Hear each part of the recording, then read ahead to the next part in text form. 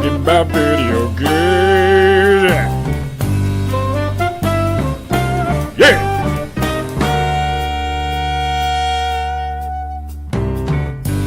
Hello, everyone out there on the internet. This is the Namek vs. Sane podcast. This is episode 12. You are listening to me talk through your ears. My name is Patrick Shanley. I'm an editor with The Hollywood Reporter. Joining me, as always, is my friend and co-host Edmund Arnold. Eddie, how are you doing this week? I'm doing fantastic. Ooh. I'm doing fantastic. So many good video games for me to play this week, and I'm just got a good night's sleep. I'm happy. How are you doing today, man? I'm good. I wish I was as good as you. You sound in a very good mood this morning. Yeah, I'm like, whoa, where is this good mood coming from? Stuff is coming together. It's just good games to play. So I'm happy. Do you feel like this is the time of year when you kind of catch up on the games? Oh, yeah, this is the only time of the year that you really have to, because we're getting ready. Everyone likes to say Madden is when the start of the gaming season happens, and Madden is coming around the corner at the end of this month. So a lot of veteran gamers like myself, we like to clear our catalogs in the summer because you don't get a lot of good releases during the summer. But I mean, you had Splatoon, you had Pyre, you had a lot of games come out this summer, so it's kind of hard for me to get back to these games that I didn't get beat. But anyway, either way, it's been a great summer for video games. Too many games, too little time. I'm glad you brought up Madden because another sports game made some waves this week with NBA Live 2018 made an announcement. Their announcement was that they are going to start including WNBA teams and players in the upcoming game. Okay. Yeah, that was about my reaction to it. Okay. It's nice to see inclusion. You know me, I'm a big fan of inclusion, but it's NBA Live.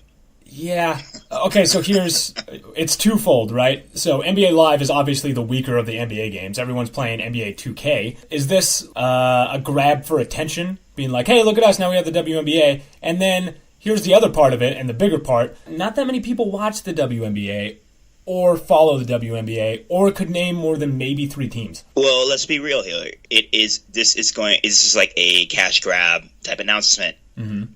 I don't know if there's any substance to this announcement. I don't know if there's any goodwill behind this announcement. Yeah, there's probably a little goodwill around this announcement, but let's be honest, EA is struggling here.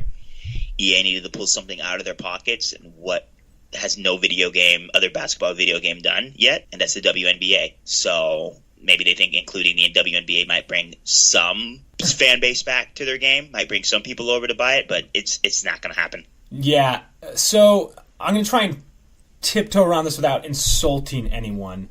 But who is the audience for this is my question. Because the WNBA has lost money for almost every year that it's existed. Here, let me just read some stats from the New York Times here. Half of the WNBA's 12 teams lose money, and they benefit from revenue generated by the NBA's national television and sponsorship deals. All right. This season, the $25 million... This is from 2016. This season, the $25 million the WNBA is getting from its primary broadcaster, ESPN, is a tiny fraction of the NBA's average $930 million payment from ESPN and TNT, which will rise to about $2.6 billion next year. Okay, so look at those numbers and tell me which sport is more popular. Could I just say something also? Sure. And if we're going to be talking numbers, can we also talk about NBA Live's numbers? So off an article off Reality Today, they post a lot of numbers dealing with game sales and things like that.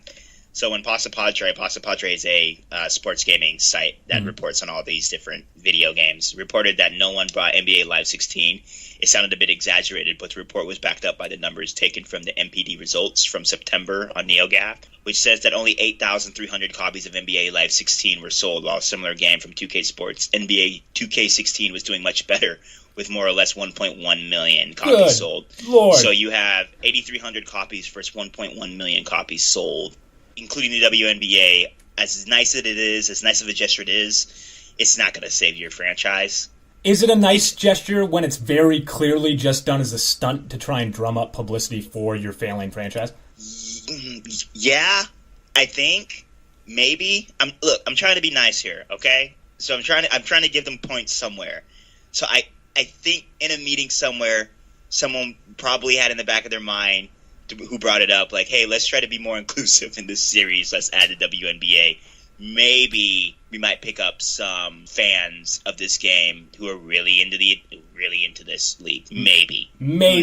Look, maybe I'm just someone wanted to add the WNBA, so they could show everyone that men can play basketball just as well as women can play basketball. I don't know where the mindset was, okay?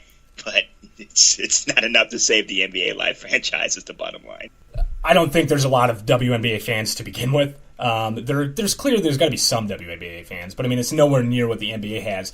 The bigger issue in terms of games is that this is a failing franchise trying to take on a much larger franchise with what seems to me like a Hail Mary under the guise of being inclusiveness. Yeah, absolutely. And I wanted to do well, but I think FIFA added their women international teams. Yes. 2 years ago. Right. I don't know if it did much for sales. I'm not sure what their sales numbers are off the top of my head, but I do know that there was a concern of the laziness in which they included the women, being that they didn't change any of the gameplay aspects and that the women avatars played essentially exactly like the men did without trying to tweak it to make it more of the women's game. Because again, soccer, in my opinion, is the most, other than maybe tennis, is the marquee women's sport. I think of the women's sports, I think there's more eyeballs on soccer and tennis for those two sports. And we've seen, especially as somebody from the United States, that the U.S. women's national team is phenomenal. I mean, they've won the World Cup, they've won the Olympics. They're great. They're fantastic, yeah. So, I mean, there's obviously, look, we're a front-running nation. We want to see our teams win. So I think that one makes a lot more sense to me. I also, well, again, here's a question. Do you need separate games for women's and men's sports? Or do we just lump them into the same game? They're not going to sell. So, yeah, that's the question, right? They're not going to sell, no. Like, look, I'm all for inclusion. I'm all for, but let's be real. It's not going to sell. You have a young man who's going in to buy a soccer video game, and he sees Neymar on a cover, and he sees Megan Rapinoe on a cover. He's going to pick Neymar. That's just my opinion. Yeah, you're going to have a few of the young kids that are going in there that will pick the Megan Rapinoe on the cover rather than the Neymar, but it's just not going to sell. And in terms of soccer, I think a soccer all-woman video game would sell better than any other sport. Mm-hmm. But still, I don't. There's no way. There's no way. It's easier to put them already into these other sports games and use it as like a TLC package or something like that. Right. It seems like a nice gesture, but really, look, all these things are just trying to make money. It's just a company. They're just trying to sell their product.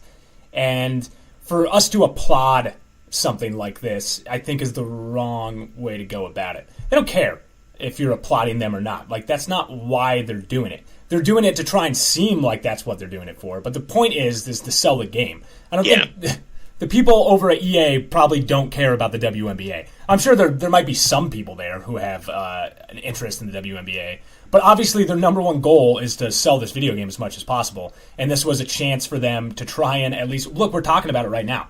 Yeah, absolutely. It's just, if it was NBA 2K that was doing this, I'd be a lot more impressed. Mm-hmm. Because they're on the top of the game. No one's touching NBA 2K series. They're the best basketball video games to ever be released ever. Maybe besides NBA Jam. Oh, so if they were doing something like this, I'd be really impressed. Like, okay, it took a little longer than we anticipated, but it's finally happening. But the fact that NBA Live's doing this, they didn't come out with an NBA Live 16.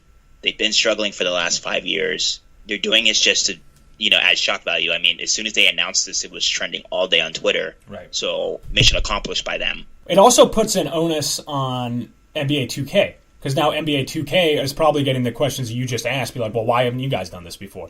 Right. I don't know, man. I would like to see how it plays, because like you said, a big complaint was in FIFA how the women's game and the men's game was exactly the same, when we have to be honest with these games. The way that we play are different. It's fundamentally different. Mm-hmm. So I would like to see if NBA Live took the time to capture the intricacies and the differences with the women's game compared to the men's game. But I don't know. I don't know if they took the time out of that, because they can barely develop a passable game. Right. I doubt it. It's probably just switching the skins of whatever their AI is, and now I can't even name a WNBA player. I'm sorry. I was going to say Brittany Griner is going to just jam. She's going to be throwing down tomahawks. It's going to be crazy. And then you have Sue Bird is going to be playing a lot like Stephen Curry. I don't know. We'll see. It just seems to me look, it's one of those things, and we might differ on this, but this is how I feel about it. It's one of those, oh, well, that's nice type of stories. But then when you really start to think about it, it's like, it's nice for who? There's not a market for the WNBA. We've seen that for 20 years. It's being bolstered by the NBA. The NBA pays for it. The reason the WNBA exists is because the NBA keeps giving it money to make it exist. So why? Why not put that money somewhere else in the things that people actually want? It's inclusion. It's just you want to see people represented in every way. I know inclusion is a little hard for some people to wrap their minds around, but it's a big deal for some people. But we don't want it. That's my question. So, like, I'm all for inclusion. They don't market it well. Do you really think that's why people aren't watching the WNBA? Is because it's not marketed well? Part so, and because men are sexist. I'm sure there's part of that, too. It's not part of it. It is that. Well, but women aren't watching the WNBA. Well, yeah, that's true. That is a good point. But I just don't think it's marketed. I don't know. There's no, like, superstars. You know what I mean? They're not marketing it well. No, I think baseball, up until Aaron Judge came up this year, had the same problem. There's not a star for the league to build around, which always makes it harder. You don't have a Michael Jordan. You need a LeBron James. You do. Yeah. Someone who's, controversial but popular, that doesn't do anything wrong in the news media, basically. Someone that kids can buy a jersey from, someone that kids can look up to, and they don't market it well. Yeah, exactly. Same with most sports that don't do well in the United States. Baseball, NHL, Soccer. MLS, they just don't market it well because they don't care. How do you capture parents to really enforce their young kids to play these type of sports? It's with the big name contracts. So Neymar got like a 90 million euro a year deal. Like, any parent seeing that, they're going to, really pressure their kids into playing soccer or playing any type of sport. And LeBron James is making how many $1 million a year? Steph Curry's making $26 million a year. So it's like when you have that big carrot dangling above you, of course you're going to push towards that. And you made a very, very fantastic point.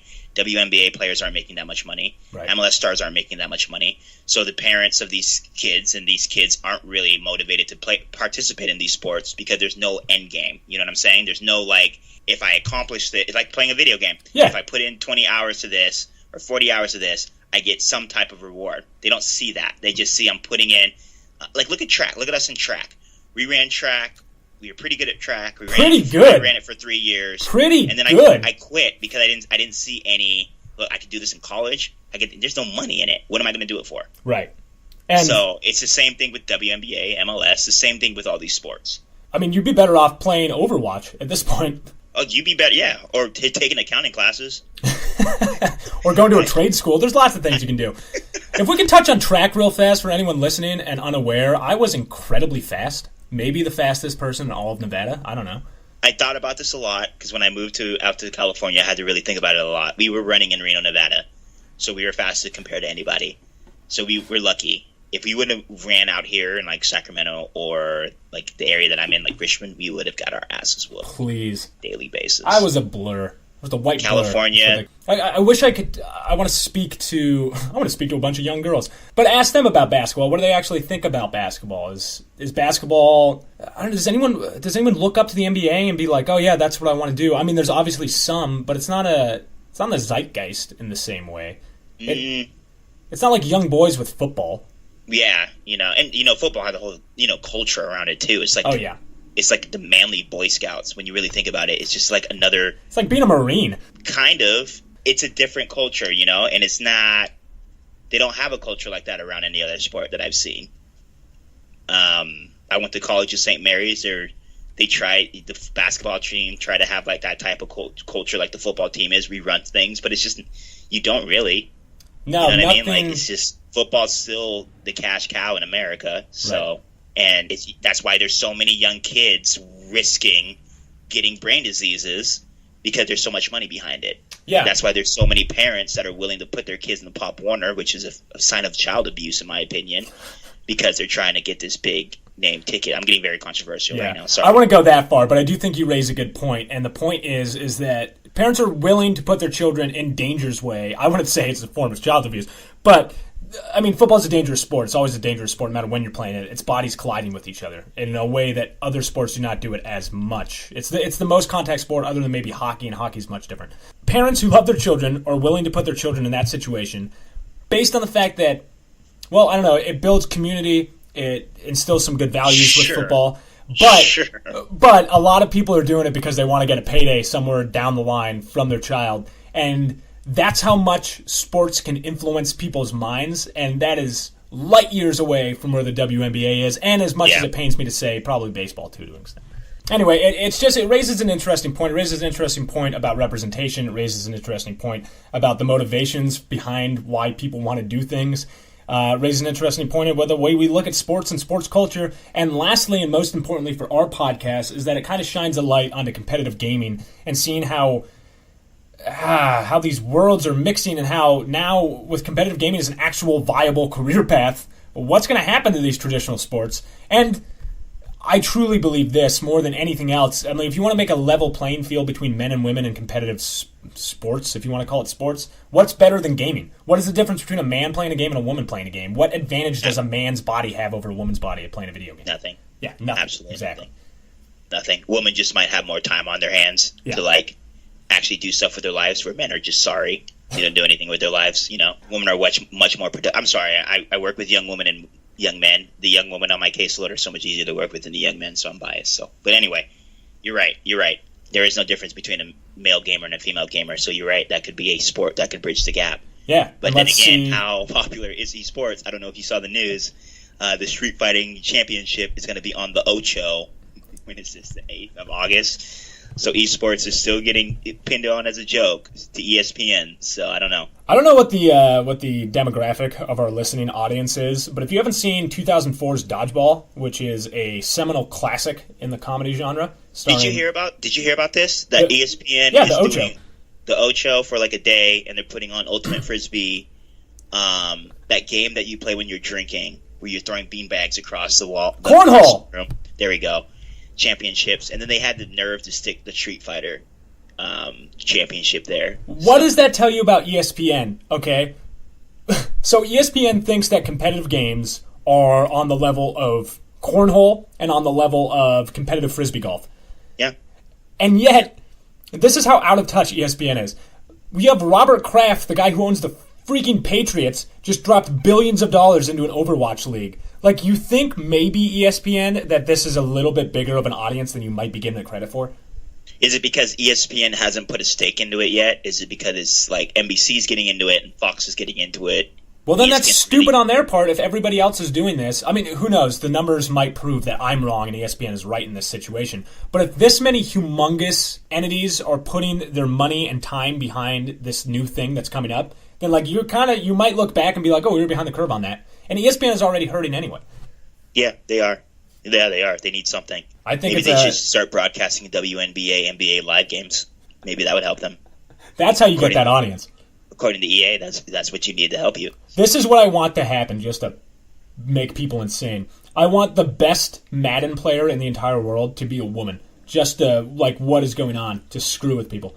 I don't think people would be able to handle that. I know. I think it'd be fantastic. Most men that play video games cannot get beat by a woman. They'd probably kill themselves. Oh, why? I don't understand. With something else, if a girl dunked on me, and okay, no, I'm going to change this even. It doesn't even have to be a girl. If somebody shorter than me dunked on me, it would destroy my confidence. If you dunked on me in some dream world where you were able to dunk, I would never leave my house again. Yeah, look, I've been working with women my entire since I've been out of school. I've had jobs where I've been working mostly with women. I had a couple of jobs where I work mostly with men. Women just work harder. They're just better at everything. So if a woman beats me, I'm like, whatever. It's way of life. They carry children for 9 months. We can't do that. Yeah, I've tried. The future is female, man. It is. And if you can't get behind it, you're dumb.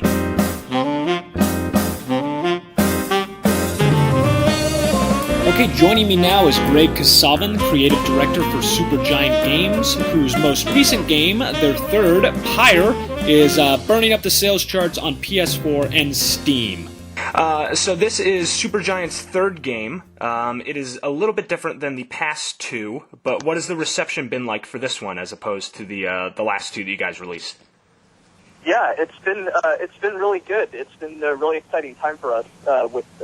Pyre is just a little over a week old now, so maybe the dust is starting to settle. We've definitely gotten lots and lots of feedback from players all over the world, and considering it is for us a big departure from our previous games, we've been really happy to see that players still. I think the general consensus is that kind of the soul of our previous games is very much intact. Left the kind of experience on the whole, with everything from the presentation to the narrative and how the gameplay and everything synthesizes with that. Players have really enjoyed that, and even like we don't try to make the kind of games that we don't try to make all kind of something for everyone. I think our games are pretty specific. So we know that our games are like not going to sit the same way with everybody, though it's been nice to see that even for folks for whom the game probably isn't a great fit, they seem to appreciate that we kind of put ourselves out there with it, I suppose, and try to do something different. Yeah, well, what's funny about that is that by trying to do something different, I think you've kind of hit on almost a bigger audience, because you kind of you didn't hide it, but it's sort of like a sports game hidden underneath a big narrative fantasy game. So it's a melding of two worlds that are both popular. So I think you guys did a good job of appealing to past fans of Supergiant Games, but then also kind of welcome in the new audience with this new gameplay that you guys have. Thanks. Yeah, it's definitely always tricky because video game players definitely like their comfort.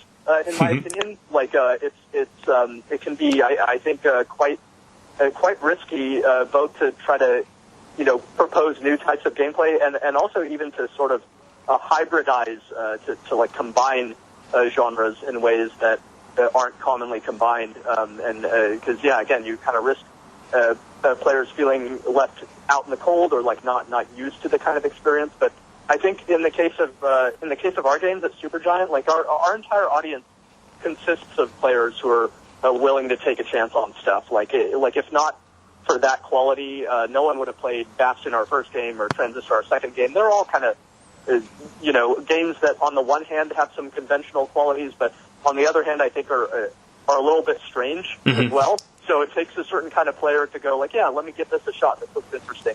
The sort of player who wants like a very comfortable and very familiar experience, it isn't necessarily going to find exactly that in one of our games. Which came first with this game? Did you guys want to delve into another fantasy world, or did you kind of build it around the gameplay of the rights? Yeah, that's a really good question. It's like it happens so kind of symbiotically and organically around here because we're a small team of 12 people, so we kind of developed the narrative and the gameplay side by side. But really, I think the first kind of point of origin for Pyre for us was wanting to make a game with a bigger cast of characters. Like our previous games, they're also I think quite story driven, but they're these very focused stories centered around a really really small cast of characters. Whereas in Pyre, I think in the first 30 minutes or something, you meet more characters than in our first two games, combined in their entirety.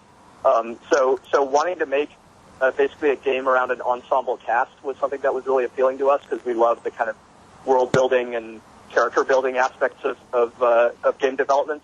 And then we were really interested in this kind of story where these characters have to depend on one another to succeed, and I guess in short, have to work together as a team and kind of through thick and thin, through victory and defeat, they'd have to pick themselves up, after they got knocked down and kind of move forward from their losses. And I think that, in turn, is what sort of gave rise to this almost sports-like influence. Because if it was a game about, deadly gladiatorial combat or something like that, then, once you're dead, you don't really learn from that, at least from a narrative standpoint. So we were really interested in this kind of like non-lethal competition where the characters would have to live to see another day. Well, I'm glad you bring that up because there is an element of sacrifice to this game as well. I mean, I know that people come back once they get thrown in, but you're playing at a distance. Your character is kind of controlling the fates of a lot of other characters, which is an interesting way to do it.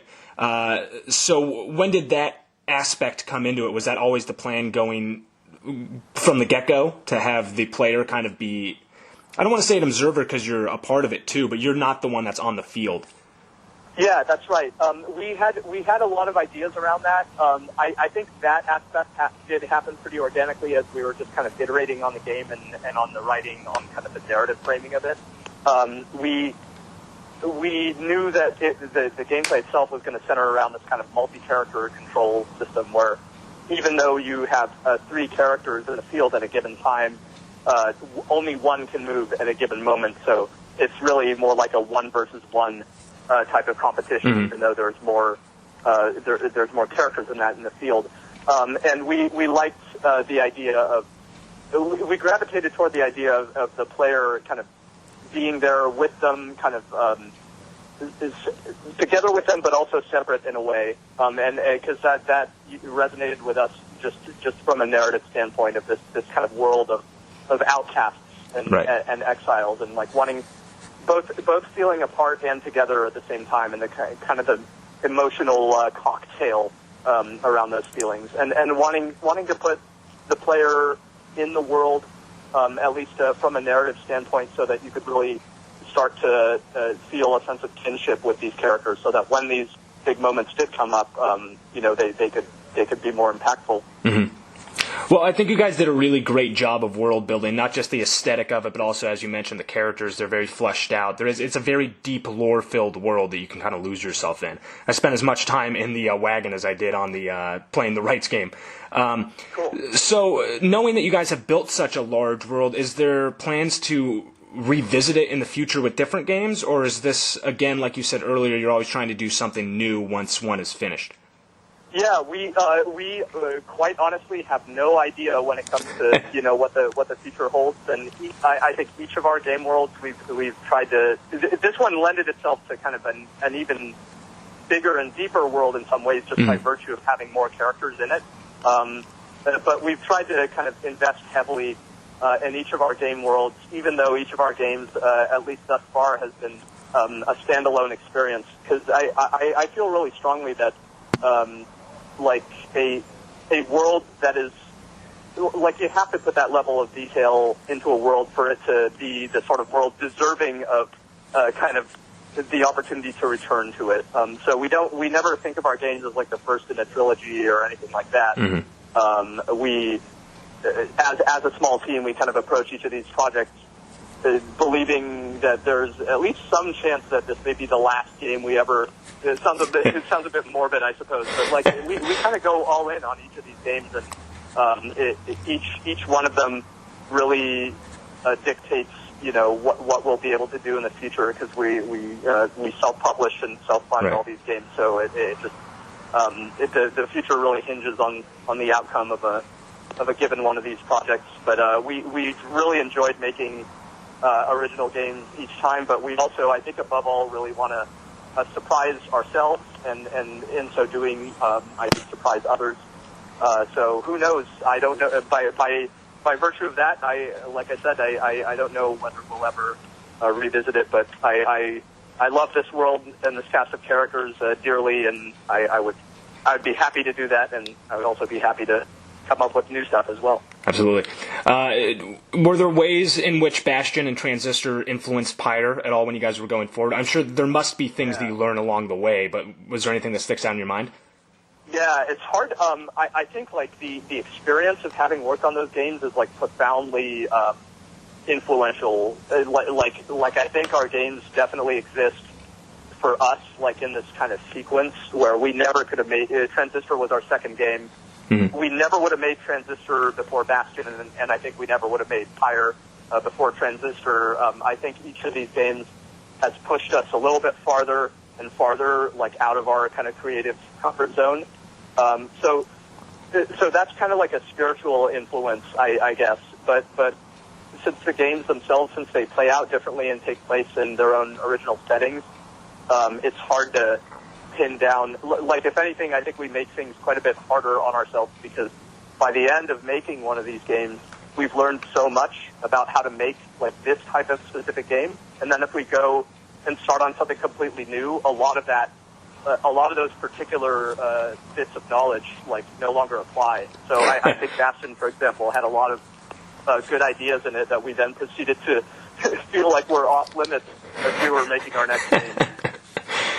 You have to scrap everything as soon as you come up with a new one to not repeat yourself. Yeah. It's a hard thing. Well, one thing I want to talk about the soundtrack, mostly because all of your games have phenomenal soundtracks, and Pyre is no different. When in the process do you guys start talking about music, and also who's crafting the music for you guys? Because it really does stand out. It's phenomenal. Yeah, thanks. That is the work of Darren Korb, who is our resident audio composer. He's our audio director and composer. Darren has been behind the soundtracks to all three of our games. The answer to the first part of your question, when do we kind of start? Mm-hmm. We start day one. Like I think music and audio is absolutely one of the not so secret weapons of our games. And I think, on the one hand, Darren is an immensely talented musician, and then on the other hand, I think we sort of enable the success of that aspect of the game just by recognizing how important it is and making it a priority in our development and thinking about how the music and the audio could be integral to the narrative, to the experience as a whole. Like we don't just 6 months before the game is out kind of commission a bunch of nice music and then cram it in there, which can sometimes happen with games. I think it like the degree to which it's integrated in our games is only possible because we're collaborating so closely with someone like Darren just right from the start. And even as we're finding like the tone and figuring out the setting of one of our games, like the music is immensely important to us sorting that out, because Darren is kind of creating music immediately based on our early ideas, and it's often by listening to like one of his pieces of music where we feel like, oh, that's it, and then we start kind of driving more toward that with other aspects of the production. Yeah, it's amazing how much it makes you feel more in that world with that type of music. Yeah. Going back to the rights, were there any particular sports that you guys watched for influence on how to craft this game? Yeah, not like I have to say, not really. It's such kind of we didn't even really. It's really interesting that players do kind of observe how sports like it is when from our point of view, we didn't explicitly look at it that way, and it's not meant to be influenced by any particular sport. So it's cool to see that people liken it to basketball or rugby or hockey.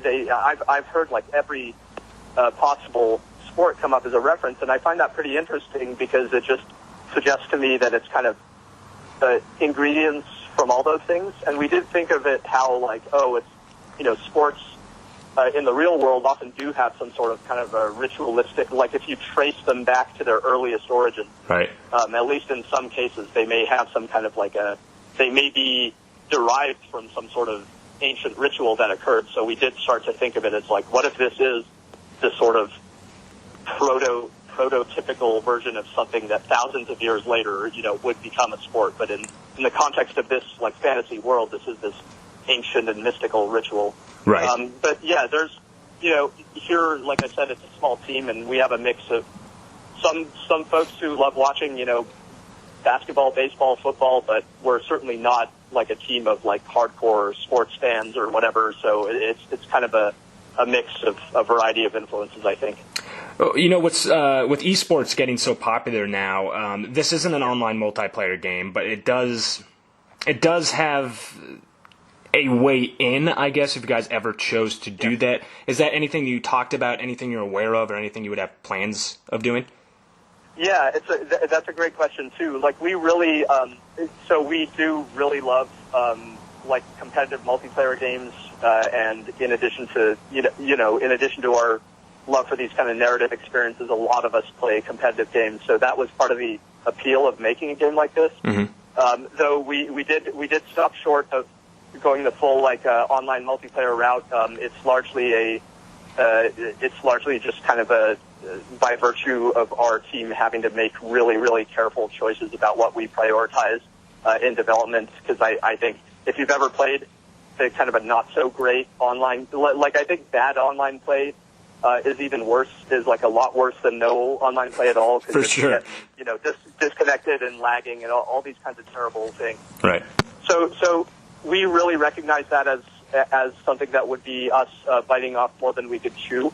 But we still kind of implemented the core game as though it could have that potential, and took the versus mode in Pyre kind of very seriously and played it a ton in development. So we certainly think it has that potential, but that's one of those like wait and see types of things where we have no real plans around it. But hey, if the game, became wildly successful and that's all anybody wanted us to do, I'm sure we would.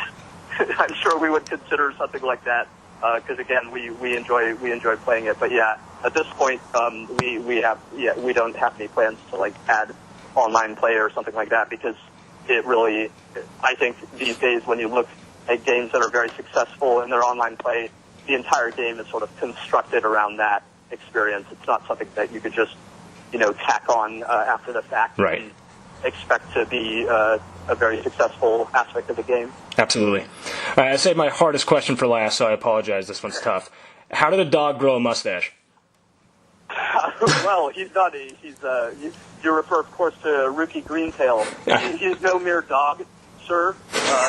He is one of the so-called curs of this world. But yeah, he probably grew that mustache over many years, right? He would have cultivated that mustache much like other aspects of his,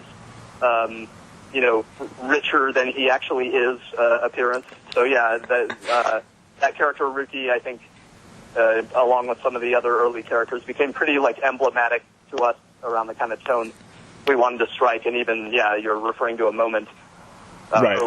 relatively early on in the game where he confides in you about some of his misgivings about his mustache. And he's thinking about maybe he should shave it off. Maybe he looks a little bit unscrupulous. And you have a choice around that, and that to us became, like we thought that was funny, but we also thought it was kind of represented the direction we wanted to go in with some of the choices in Pyre, as opposed to the kind of grim life and death decisions that we're all accustomed to these days with our like Game of Thrones and Walking Dead and what have you. Right. Well, I loved it. That was like the moment I was sold on the game. Once I got to that. Yeah. All right. Well, awesome. Thank you so much, Greg. I appreciate all your time, and congratulations on the game. It's really great. Thank you. My pleasure. Hey, have a great day. You too.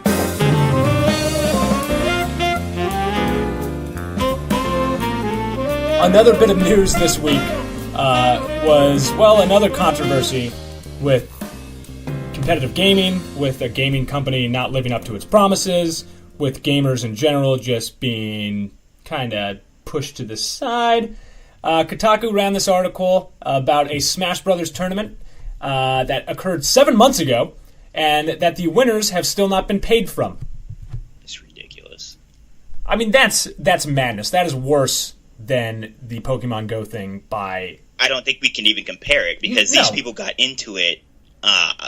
These people get into these tournaments under the impression that if I win, I'll get a reward. So if you go at these Smash Bros tournaments, go watch them. They're crazy. They're fun to watch. If I do watch esports, I will watch me some Smash Bros. I would just watch my friends play Smash Brothers. So it's like it's a great, fantastic game, and I love Smash Brothers, and I would never, ever put myself on the level of these guys. But it's kind of crazy for me to get into this tournament thinking that I'm going to win. I think it was $15,000 they were promised. Yeah, $15,109.13. I was promised this amount of money. I win, and it's 6 months later, and I still haven't gotten the money. What's going on? And this is an issue, especially if competitive gamings are going to continue to build into a more recognizable brand. You can't... Let's say I go to Wimbledon, right? And I win Wimbledon, and I'm standing on the podium, and they're like, you'll get your trophy in 7 months. Maybe. It's like graduating high school, and they don't give you your diploma for another year. They're like, sorry, printer's on the fritz. It's crazy because they don't know where the money went. So Adam Armada Lindgreen, according to Kotaku, the first place winner, tweeted yesterday that B7 had yet to provide an explanation of exactly where all the money went, and that the situation had been handled in a very unprofessional way. Guess I have to talk to other winners and see what we will do. They're not even giving them any information about what's going on. Yeah, what is happening here? I don't know. It's like they made all this money. I wouldn't even know what a video game tournament would spend that money for. Where would that money go if it doesn't go to the players? Yeah, did he leave it on a bus?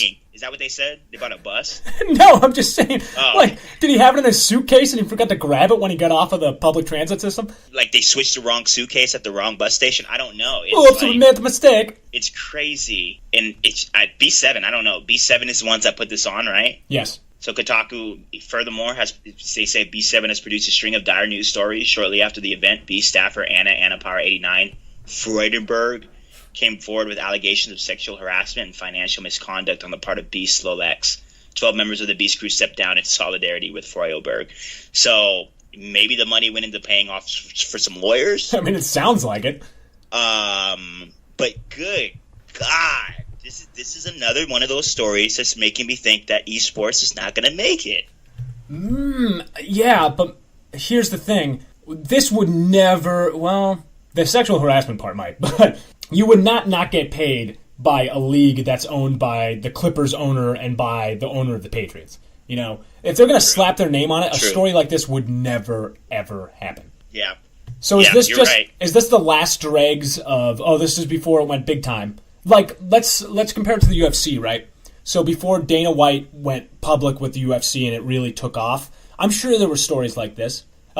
This is spoken out of ignorance. I'm sorry, I can't back up this claim. But I would not be surprised if I found some type of story from the nebulous stages of UFC or whatever competitive fighting was, where you fought in a match and you weren't paid what you were promised to be paid, and those types of things. Because I think it's run by, all right, I don't want to say anything that's slanderous, but I think it's run by heisters a little bit. I think it's run by people who are kind of trying to make a quick buck, and that they think they can take advantage of these people because they aren't public names and it's not public knowledge yet. And I think this might be like, no, it's all right. I think this is kind of like I hope this is kind of like the end of that before this becomes like legit. Yeah, but it's been a problem. Oh yeah. So the very last paragraph, I'm reading a lot of this article. While competitive gaming is on the rise, it remains an all too common sight to see players complaining about not getting paid for their winnings. In July, we reported that Kotaku, reported that winners of the 2016 Counter-Strike Go World Championships haven't yet been paid, 7 months after that event had happened.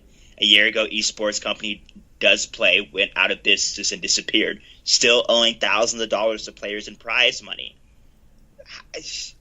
Unionize. That's all I can say is unionize. Yeah, I mean, look, I'm never... I go back and forth on unions. My father's the member of a union. I was on union insurance for a little while.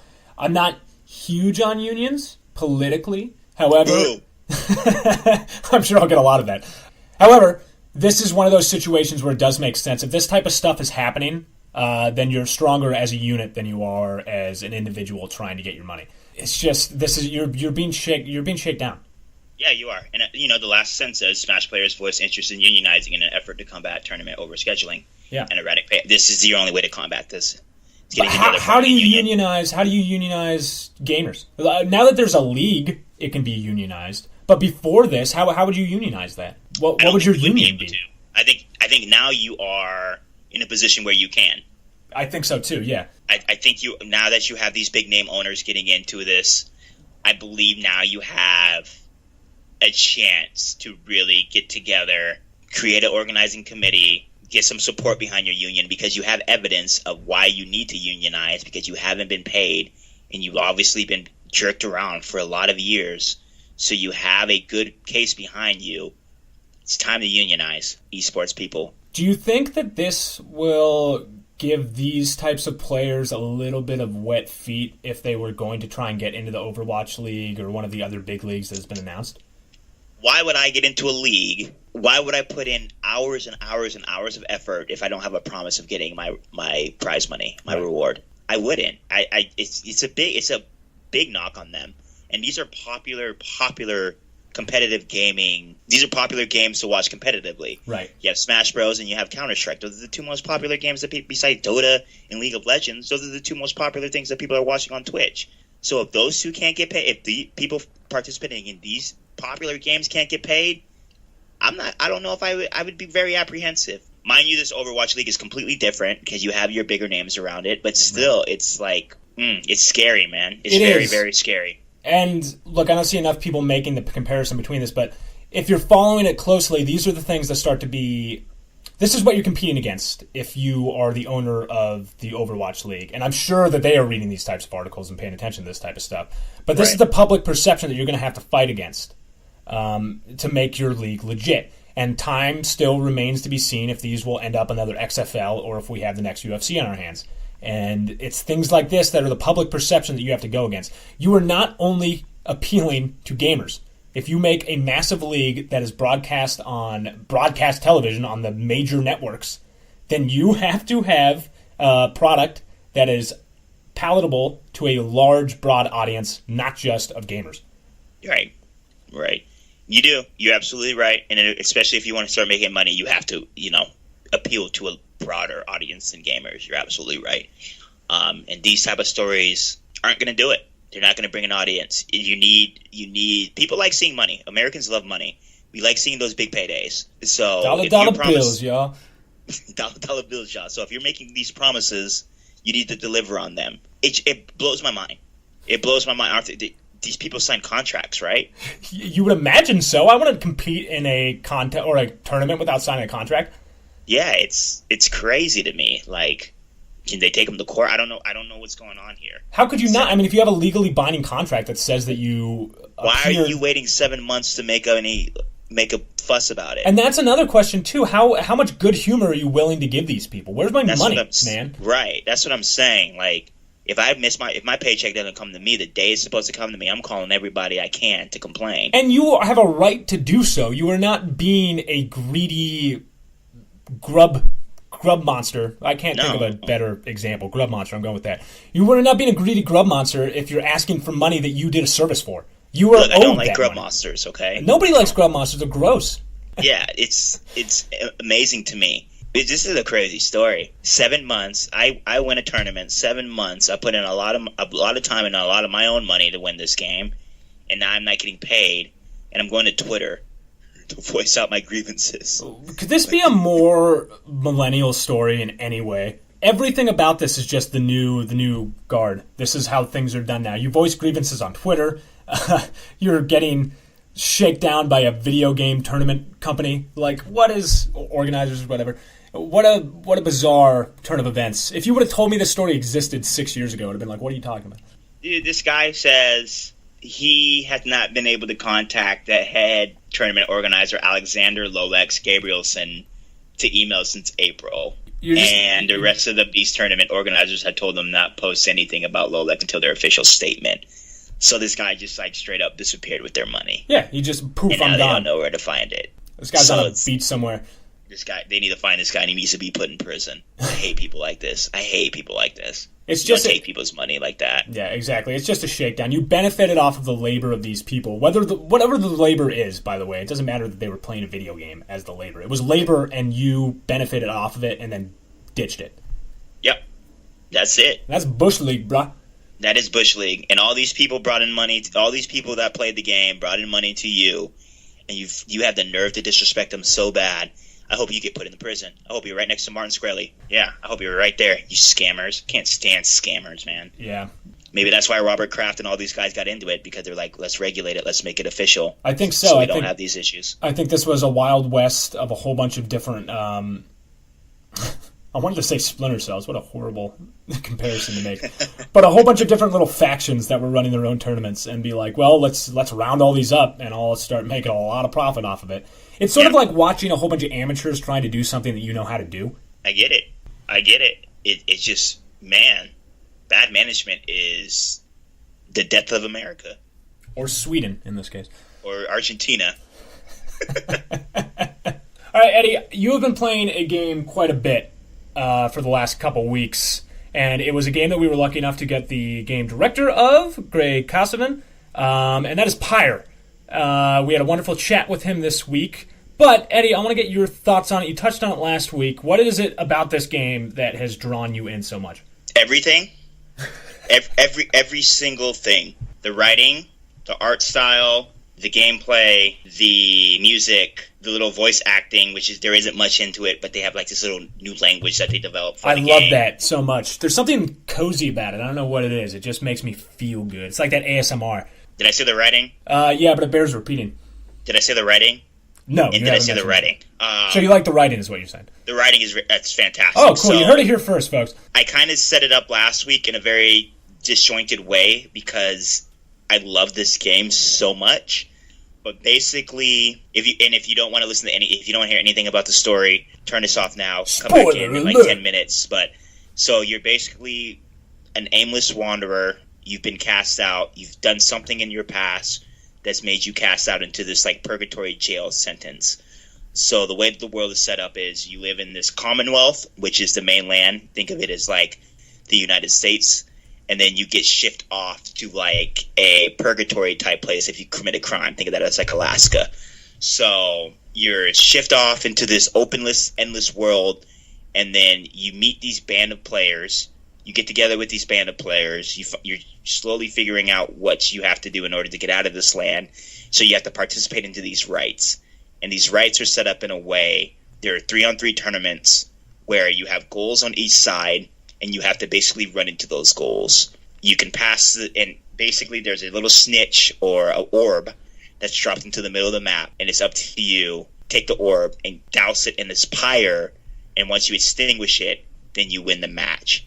So I said, there is a pyre in Pyre. Yeah, absolutely. Nice. That's where the Pyre name comes from. You have to extinguish the pyre in order to move on to the next stage. It's set 3-on-3, set up similar to like basketball and football. Only one person can move at a time, and then you can also banish people from the opposite side, and that means either shooting your aura at them, or you have this like aura circle around you, walking into them while they don't have the orb, or while they do have the orb. And then on top of that, you finish these rites, and then that's where the gameplay is taking place. So once you finish rites, whether you win or lose, the story alters depending on whether you win or whether you lose. So here's what I find fascinating about the game. It is sort of a mixture between a text-based RPG adventure and a sports game. That is a weird thing to say. The only one I can even think of was Blitzball in Final Fantasy X, because all I can ever think about is Final Fantasy. But this is done way better than Blitzball in Final Fantasy X, and the gameplay is just as much fun as the story is to go through. Which one of the elements do you think stood out more, Eddie, or do they kind of just work as a happy marriage?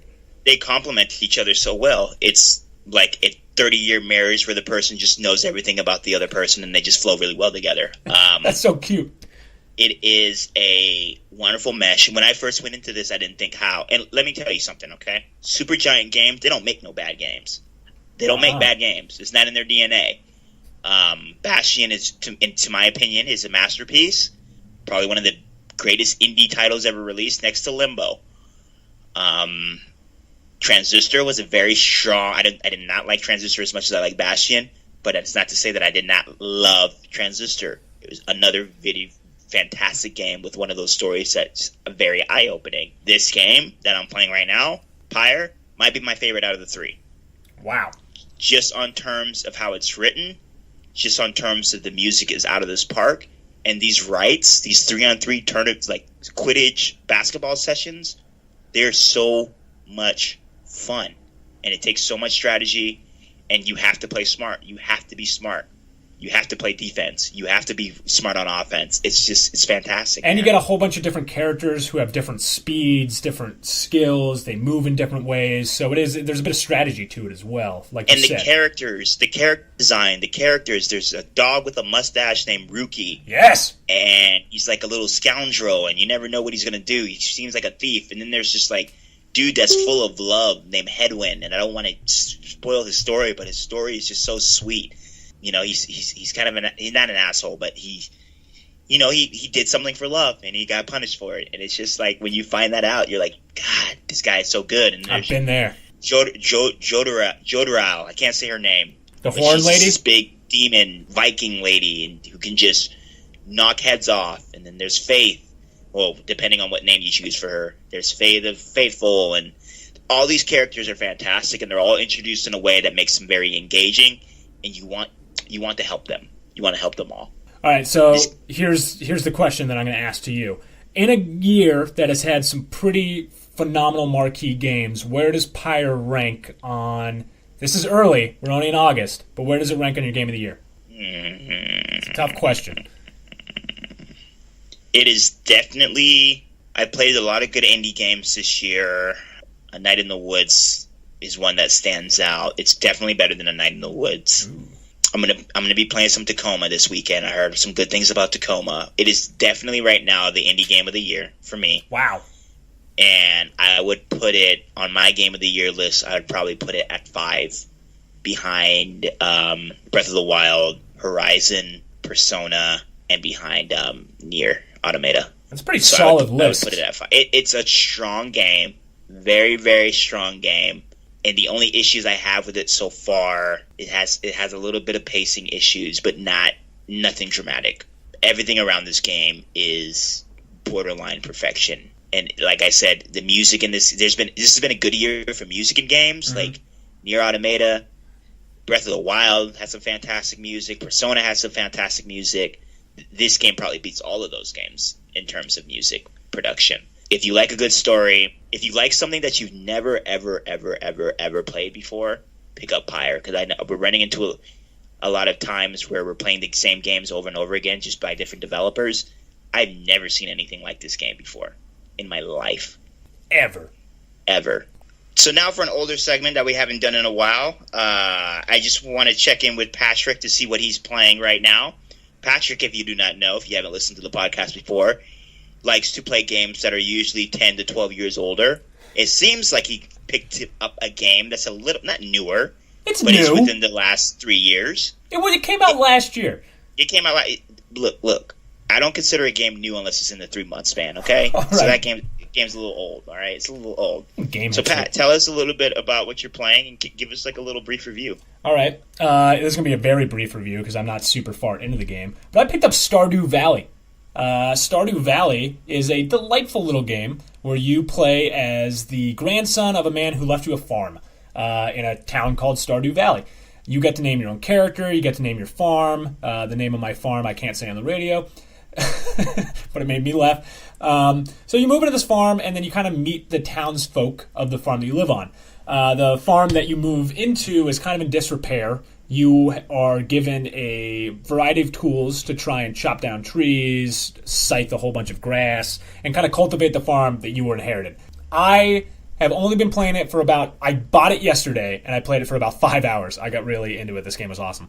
So I was going through the town. I was meeting all the people. You can kind of date the residents of the town. You give them little presents. You can go fishing. You start to build up your farm with different crops. And I built a nice little wooden path with some gates next to it. It's a very relaxing game.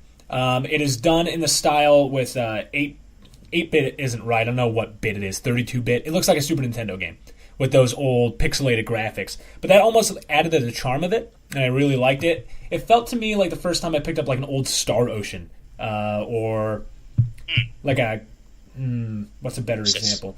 Like an early Dragon Quest or like Final Fantasy VI or something like that. Harvest Moon, there we go. That's fantastic. Actually, this game is like a spiritual successor to Harvest Moon. It is, yes.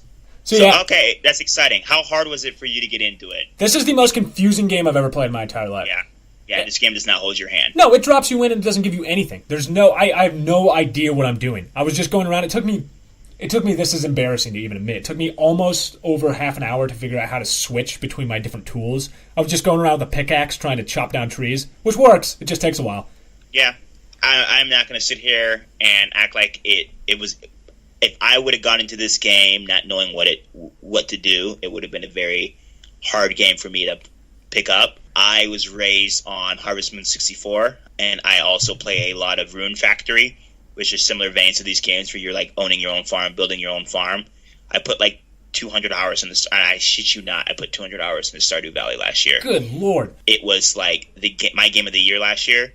And it was one of those games that I started following 5 years before. I was waiting for this game. I saw it on the Steam list. So when it came out, it did everything that it promised. And just one thing about this game real quick, it was made by one person. That is astonishing to me because there's a lot in this game. I love it. It's super fun. I'm looking forward to playing it this afternoon. It also taught me a little bit about myself because the first thing I did when I went into town, you go around and you can swing your axe at like pretty much anything.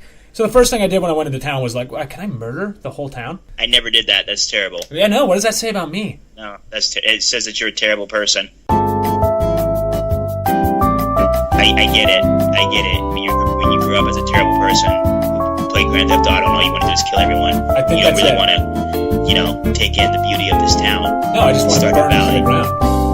Why would you want to kill any of these wonderful residents? Well, I didn't know them yet. They were strangers. Gosh, you're the worst. You're the worst. Look, I didn't kill anybody. I wanted to, and I couldn't. So instead, I loaded up Grand Theft Auto 5 and lit a whole bunch of prostitutes on fire. Okay, well, thank you, everybody, for listening. If you haven't already, please subscribe. Find us on Twitter. Find us on iTunes. We are now posting videos on YouTube. If you have any suggestions for who we should reach out to interview, if you have a suggestion for different segments we want to do, or if you'd like to appear on the podcast in any capacity at all, please reach out to us. We are very open and willing to talk to people, and we appreciate you listening. And gosh, we just like y'all so much. Yeah, thank you for listening, everybody. Email us. Subscribe to us on iTunes, Namicverse saying.